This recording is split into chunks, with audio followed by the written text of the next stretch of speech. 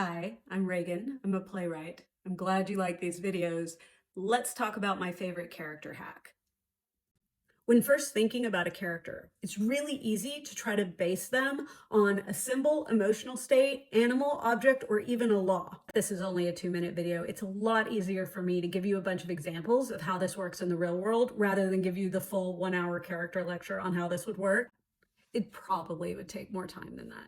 2015's Inside Out is a great example of using emotional states as characters, but this one's really obvious. So let's look at one that makes our brains work a little bit harder. 1992's Fern Gully, The Last Rainforest, one of my absolute favorites. You've got Tim Curry as a villain and Robin Williams as a bat. What more could you possibly want?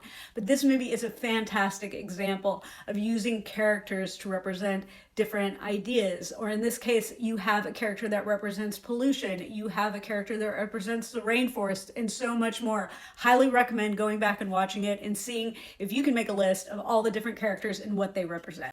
In fact, the plot of Fern Gully and the artwork seems to have inspired one of the biggest blockbuster franchises recently. When you watch the movie, write in my comments if you can figure out which one was inspired by this film.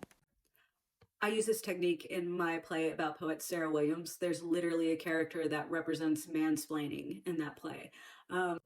In my play, The Reaper, there are 4 nursing home residents facing off with death, and each of the characters in the play represents a different way that humans approach death, whether it be in fear, in curiosity, in acceptance.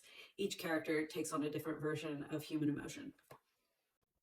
You might worry about this technique making your characters too one-dimensional or stereotypical, but this is just to fill out the world of the story in the first draft and to make sure you have enough opposing viewpoints.